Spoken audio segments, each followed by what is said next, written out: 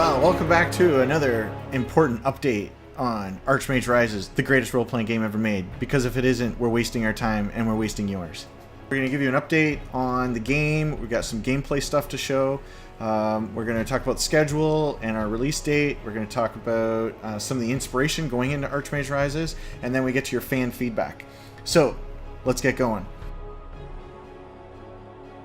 This week, I've been working on the plague system and diseases and plagues and stuff, done a bunch of research, and I thought I'd share with you, Nick, some of the stuff that goes into coming up with that. And I'm not going to show you yucky pictures from Wikipedia because those were yucky and I didn't even like looking at them. It was a hard week on research.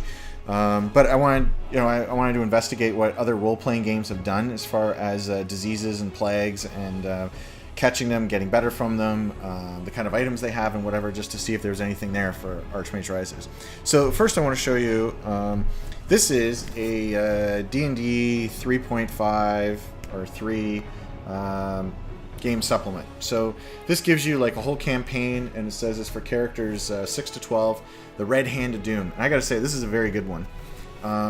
And you can see it's about 120 pages or something like that. It's pretty good size. 120 pages, pretty nice.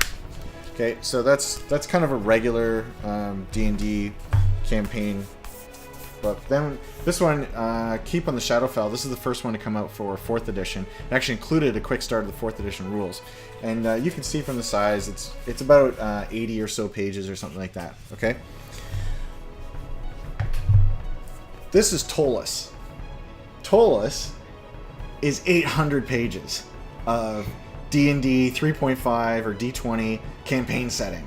Okay, it includes everything, and it's written by Monty Cook. Okay, now Monty Cook, he's a big dude when it comes to role-playing games, pen and paper role-playing games. He almost single-handedly created D&D 3rd edition. Okay, he was the guy that brought it from like D&D 2nd edition, Advanced Dungeons and Dragons 2nd edition, into 3rd edition. And while he was building D&D 3 and playtesting it, this is his campaign setting. He created this campaign setting in order to design and create D&D 3rd edition for release in 2000. And so he went and published this after the fact, came out about 2006. This book sells for $130 US, okay? And it is gorgeous. The print quality on this thing is unbelievable. It is an amazing book. There's nothing that rivals this in pen and paper role-playing. Ptolus is the top. It's even got 3 bookmarks in the top there, just for keeping track of where you are. And then it's got all these like digital assets like tavern menus and maps and just, it's amazing, okay? So I went to Ptolus, and as I often do, and looked for inspiration for things, and they had all kinds of interesting diseases and stuff in there. They have one called Lover's Grip, and it's where it literally makes you better looking and more amorous to everyone. And the way it spreads is like an STD, where you are like forced basically into having sex with others in order to spread the disease. It kind of takes over you. And so there's a whole bunch of diseases in there, and lots of inspiration for Archmage Rises. Why is that a bad thing? I don't get how that's a plague. Yeah. So I thought I'd show you Ptolus because it is such a great D&D resource. And I'm going to include a link to Ptolus. For those who may want it, you can still get the print edition for $130, or you can get the PDF edition for $60. Have you ever heard of a PDF that sells for $60? It's crazy. It does sound pretty ridiculous. It is awesome, though. Like, no one can touch what Monty Cook did in this thing. And he's done other things since, and he's run Kickstarters, have been very successful. And the new game from In Exile called... was it Tides of Numeria? Yeah, is based on his latest campaign setting, which he launched through Kickstarter and stuff. So anyway, Monty Cook, he's a pretty big deal, and we like him, and some of his stuff is inspiration for Archmage Rises. Okay, let's talk about the schedule. So, Nick, what were you scheduled for this last week, and how did you make out? So far, so good. We've been working on map, so that's day-night cycle mainly. I've been fighting with Unity a lot this week, trying to get 3D shading for like bump mapping, so that the day-night cycles feel, throw shadows on stuff. That's taken a lot of time, but we've got a kind of like a quick version right now that shows the day and night, which is cool because when you're traveling, a lot of time's passing, and you're zipping around quickly because the game needs to move quickly. But we also want to show, reinforce the idea that time is passing. So that's the main thing that you'll see is the day-night cycle implemented. Yeah, and you're still working on the bump mapping and stuff, so it's going to look even better than it does right now. Mm-hmm. Yeah. So, how are you schedule-wise? Are you ahead, behind, even? I don't think there's a way to get ahead because if we get something done, we're just gonna fill out, fix bugs and stuff. But I think I'm looking pretty good so far. So I'd say I'm on track. Yeah. Okay, for me, I finished off the economy and I finished off the calendar. And I'm not going to talk about the calendar. It's a really core feature of the game, but since you can't actually see it, I have nothing to show. It's all behind the scenes stuff that has all been figured out. I'm not going to talk about it anymore, but I did finish the calendar. And then I moved into the most important task, which is making a living, breathing world, really fleshing out the world, making it act a whole lot better. And so I decided to start there with the plagues, because it just makes sense to start with the plagues. I figured it was a good way to quickly and easily show how things can move around on the map and towns interact with each other and the traders moving plague back and forth between places. So I can't quite demonstrate it yet. I'm not quite done. Have a little bit more to do, but it is working, and we can have as many different kinds of plagues as we want. Yeah, it's all good. But the sad news is I'm now 3 days behind on the schedule. And so my wife is taking the kids out all day tomorrow, so I have a whole day to try and catch up. So we'll see at next week's update if I've caught up at all. You can do it. Well, you won't be around, so that'll probably save me 50% of my week. That's right. I won't be bugging you. Well, no, it's more me just sending you cat pictures in Skype. That's probably at least 20 hours a week just in that. At least. So next week, unfortunately, it'll just be me doing the update, and probably no one will watch it, so that'll make you feel better, Nick, right? You'll see this big drop in viewership, and then it'll come back up when you get back on. Yeah, I'm sure that'll happen. Now we want to show some gameplay and what we have done so far. So this is, let me go, there's Archmage Rises, yay! And so this is just the map, and we've explored the whole map here. Okay, and so now we can show you the day-night cycle, as Nick was just talking about, that reinforces the movement of time. So you see I moved a few hours, and now it's getting darker. And so if I move really far, you'll see the thing zipping along. Woo! And so, it's a quick and easy way to tell that a day has gone by. We're still working on exactly the width of it, and like you said, the bump mapping. So, what are you planning for the bump mapping? How would it look different? Well, I think there's height levels and stuff on the map that you can't see because we're using an ortho camera. But when there's a hill or something, you should be starting to see the contours of the maps, the 3D contours of it when we get bump mapping in. And we want to have the shading on the tree. So if it's sunrise, you should be seeing shadows being cast from the trees and the mountains and stuff. So I think it'll really make the world feel more dynamic. Yeah. Prettier, mainly. Yeah, definitely prettier. So we're not done really anything on the game yet, and we haven't even got to the polishing stage. We're still adding in features that we've intended to. And so this day-night cycle is just yet one more feature to add to the game, make it look better and feel better. Mm-hmm. That's really it to show from the game this week. There you go, day-night cycle. Let's see it again. Yay!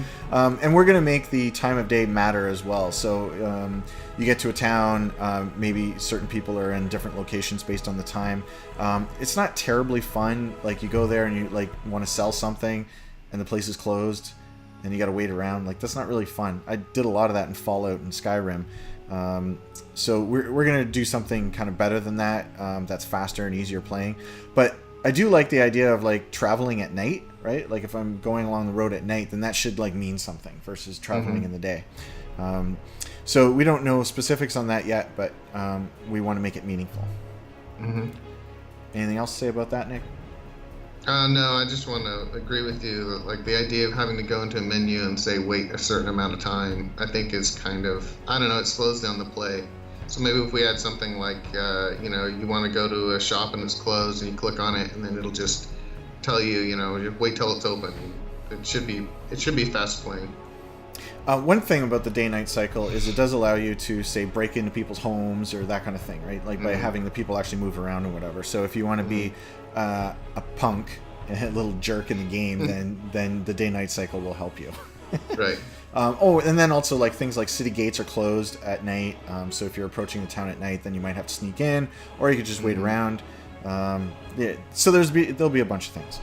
Yeah, and it'll be a little different though, because the time scale in Archmage is like in years, right? It's in decades, so it won't be like necessarily you're like traveling across. You might be only at night, one hex or something. So we'll have to play with it a little bit to get it to feel right. Yeah. Okay, let's talk about some fan feedback. First up, let's talk about Slayamin. Slayamin's been on here before, but he's posted some more interesting things on Steam. So he's got a fairly large post there on Steam, and I'm not going to read the whole thing, but kind of the summary version is he asked a question of like, hey, I saw you guys on the video update post some really cool new UI stuff, like for trading, economy, whatever. How come I'm not seeing that in my build? And the answer is because we haven't released it yet.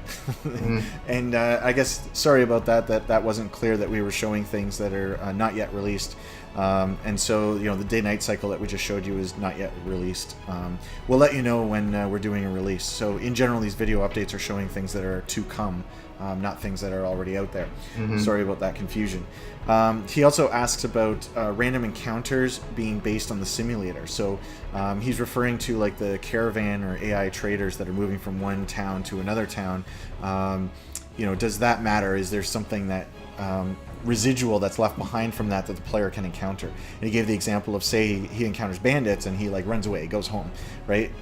If the player goes along the exact same path, will they find those same bandits? Short answer to that is yes. There will be some residual feature in that hex because of an event that happened. And that's actually the core design of the entire game. So rather than us trying to script and come up with like all the things to do in the world, the simulator simulates and creates the stuff to do in the world. So rather than me or Nick deciding, hey, we're going to put bandits right here between this town and this town, it's the simulator of the caravan and where the bandit camp is. When those things intersect, that creates something interesting for the player to go and do. So yes, you're going to see that stuff. Can't show it right now, but yes, you'll see that in the future.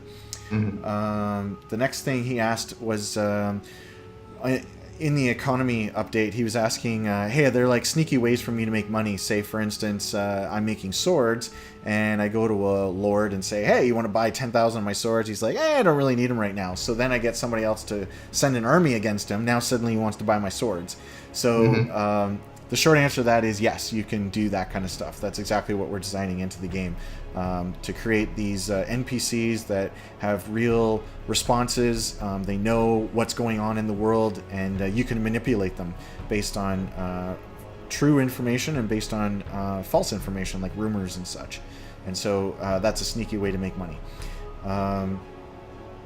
Okay, we also have a comment from YouTube, which I will read because it's relatively short. He says, do you plan to make the private life of NPCs have a part in gameplay? I mean, for example, after the trader was attacked, maybe you get to know his family, maybe they know something useful. Can you visit them in their house? Or maybe you can visit some random houses and become a serial killer. I don't know why everybody wants to be a serial killer. Like, do you not get enough of that in the Rockstar games? Like, really? You have to come to Archmage to be a serial? Okay. So that kind of stuff. Kind of unrelated, I know, but my imagination went freestyle. We love the fact your imagination went freestyle. This is the kind of game for a freestyle imagination. So to answer your question, yes. The answer is yes, that you can interact with the trader.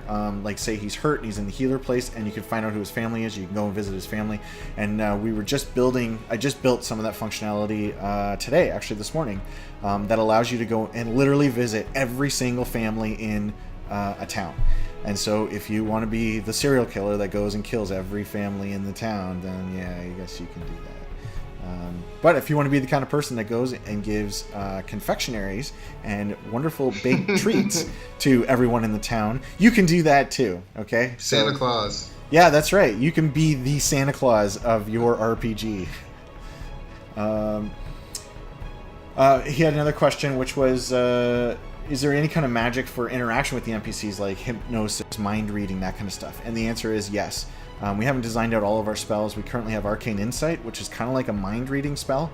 And so it's illegal to cast those things when you're talking to people. Like, say you're trading with a merchant, and then you're like, I wonder if he can go higher on that price. And you cast it right in his face. Then he's going to call the guards, and that's going to be a problem. But if you cast that ahead of time, say outside of town, and it lasts long enough for you to go and do the trade, then it gives you a boost to that. So yes, there are so-called mind control spells in the game for interacting with the NPCs. We're going to make the NPC interaction have great depth. Anything else to say there, Nick? Nope. Okay, well, thanks everybody for your time and attention, and I will see you all next week. And you won't see Nick. Where are you going to be, Nick? Bahamas, on a cruise ship. That's awesome. Have an extra plate of food for me. I will. Don't worry about that. Stick it to them. Okay, great. Thanks. Bye, everybody.